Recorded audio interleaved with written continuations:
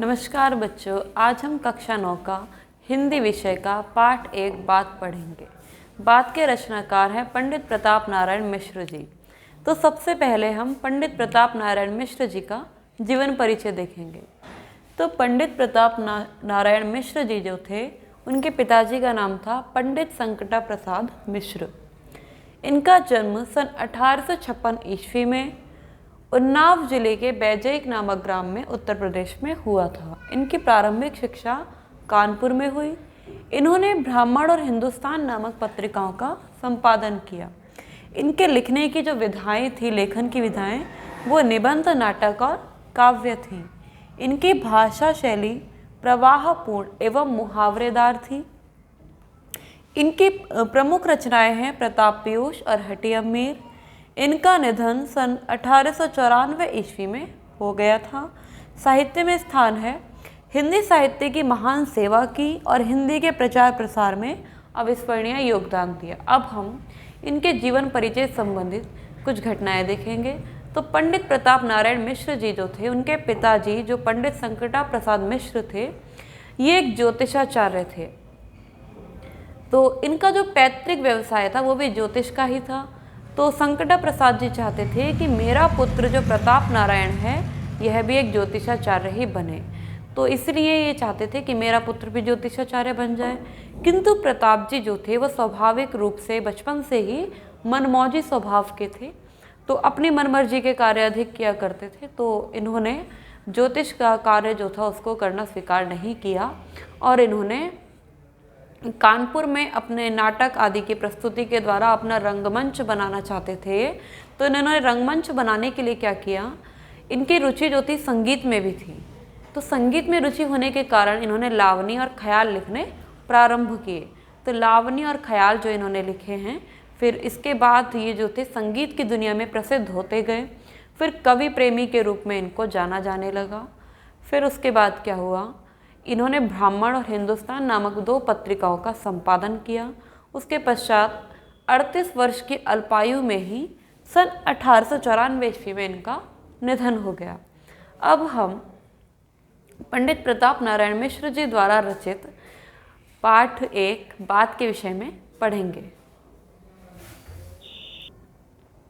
अब हम इस पाठ में बात के विषय में जानेंगे कि आखिर बात क्या है। तो यदि हम वैद्य होते, कोई डॉक्टर वगैरह होते, तो हम किसी बीमारी से संबंधित विषय पर बात करते। जैसे यदि हम वैद्य होते तो वात, पित्त, कफ, इनके विषय पर बात करते। और यदि हम भूगोल वेत्ता होते, भूगोल को जानने वाले होते, तो किसी देश की जलवायु पर बात किया करते। किंतु दोनों में से किसी भी बात को कहने का कोई अधिकार हमें नहीं है। क्यों नहीं है? क्योंकि हमें दोनों में से किसी भी बात का ज्ञान नहीं है। हम तो इन दोनों ही विषयों पर छोटी मोटी जो हमने दूसरों से सुनी है उन बातों को कह सकते हैं, अन्यथा हमें तो किसी बात का इनमें से ज्ञान ही नहीं है। अब बात क्या है कि बात की भी एक बड़ी बात है। बड़े बड़े जो महान विद्वान होते हैं, जो कवि होते हैं, जो विद्वान होते हैं, उनका जो पूरा जीवन है वो बात के तत्व को समझने में ही निकल जाता है। क्योंकि बात के तत्व को समझना भी हर किसी के बस की बात नहीं है। क्योंकि बात का महत्व जो है हर कोई अपनी भाषा में अलग समझ लेता है। एक ही बात है, वो 2 अलग अलग व्यक्ति को यदि कही जाएगी तो दोनों व्यक्ति उस बात का जो महत्व है वो अलग अलग ही जानेंगे। एक व्यक्ति किसी भी बात का मतलब सीधा समझ लेगा, कोई इस बात को उल्टा समझ लेगा। तो बात के अनेक प्रकार हैं। सीधी बात है, लगती बात है, फिर लगती बात, सुहाती बात, मीठी बात, कड़वी बात, बात बनती है, बिगड़ती है, बात जमती है, उखड़ती है। तो इस प्रकार से बात के अनेक प्रकार हैं। बात एक ऐसा माध्यम है मनुष्य का, जिसके कारण मनुष्य जो जाति है, जो मानव है, उसको समस्त जितने भी जीवधारी हैं इस पृथ्वी पर, उनकी शिरोमणि कहा जाता है। क्योंकि एक बात ही है जिसके द्वारा मनुष्य क्या है, श्रेष्ठ है। क्योंकि जानवर हैं, उनकी भी अपनी भाषा है, लेकिन उनकी भाषाओं में क्या है कि इतने शब्द नहीं हैं या इतनी बातें नहीं हैं। किंतु मनुष्य जो है, उसके पास बात एक ऐसा माध्यम है जिसके द्वारा वो अपने प्रत्येक विचारों की जो अभिव्यक्ति है वो अन्य मनुष्यों के समक्ष कर सकता है।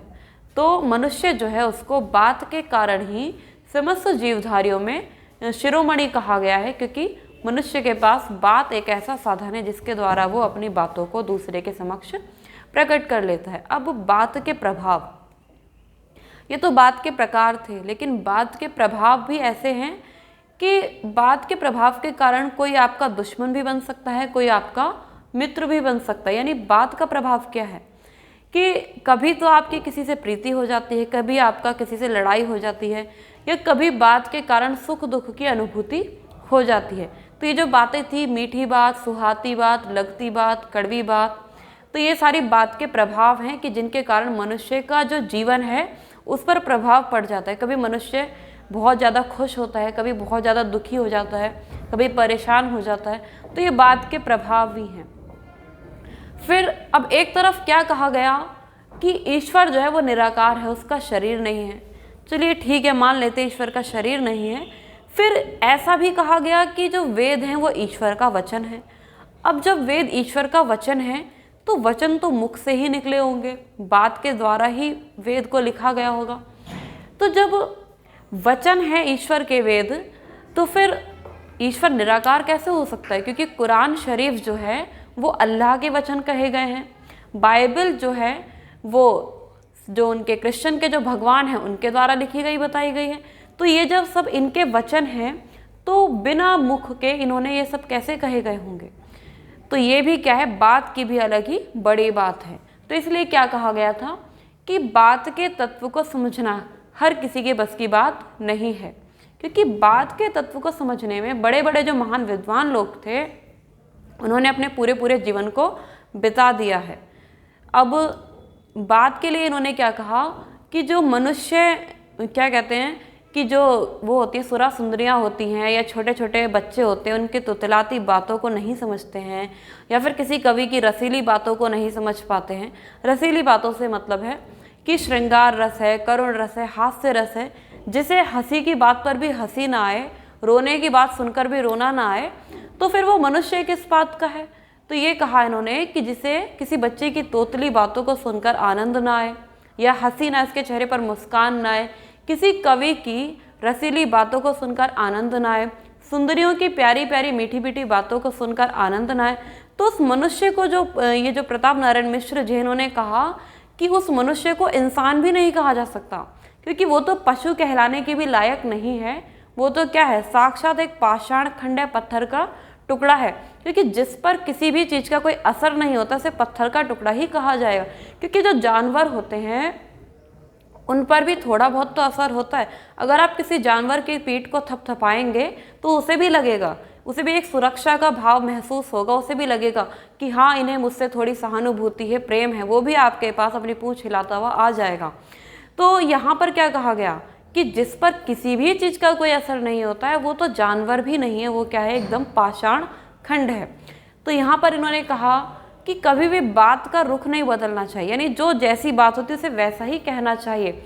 अपनी मर्जी से किसी भी शब्द को तोड़ मरोड़ना नहीं चाहिए, क्योंकि शब्दों को तोड़ मरोड़ करके यदि हम प्रस्तुत करते हैं तो उस बात का महत्व घट जाता है या फिर बहुत अधिक बढ़ जाता है। क्योंकि हर मनुष्य की अपनी एक विशेषता है कि हम अपनी मर्जी से उस बात का मतलब निकालते हैं।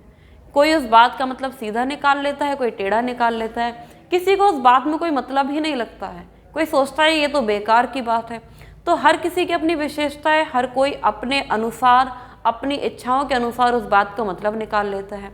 तो यहाँ पर इन्होंने कहा कि बात के मतलब को बदलना नहीं चाहिए, क्योंकि बात के मतलब बदलने से क्या है कि बहुत अधिक अनीति हो जाती है। ये सारे कार्य जो है नीति विरुद्ध हैं। किंतु जब कभी समाज के उद्धार की बात हो, जाति का उपकार हो, हमें समाज में प्रेम का प्रचार प्रसार करना हो, तब यदि हम इस बात के महत्व को थोड़ा सा बदल दें, पूरी बात नहीं, हल्के से अंश को अगर बदल दें तो वो नीति विरुद्ध नहीं है। किंतु ये सारा काम नीति विरुद्ध कब होगा? जब हम किसी बात को अपने व्यक्तिगत स्वार्थ के लिए बदल दें। कुछ सीधी बात है, उसको अगर हम उल्टा बदल कर कह दें तो क्या होगा? वो हमारा व्यक्तिगत स्वार्थ होगा और ये साक्षात बिल्कुल नीति के विरुद्ध हो जाएगा। इसलिए बात का जो महत्व है उसको बरकरार रखने के लिए हमें कभी भी किसी बात को बदलना नहीं चाहिए, और बात के महत्व को समझना हर किसी के बस की बात नहीं है। तो ये पाठ आपका समाप्त होता है यहीं पर। इस पाठ के जो आपके नोट्स हैं वो आपको PDF के माध्यम से आपके व्हाट्सएप ग्रुप में भेज दिए जाएंगे। धन्यवाद। आप सभी से एक बात और कहना चाहूँगी कि आपके पास PDF तो भेजी ही जाती है, किंतु उसके साथ साथ पहले वीडियो भेजी जाती है। तो आप लोग अधिक से अधिक वीडियो को देखें ताकि आपको वीडियो के माध्यम से और अधिक समझ में आ जाए, और हमारे चैनल को सब्सक्राइब कीजिए। धन्यवाद।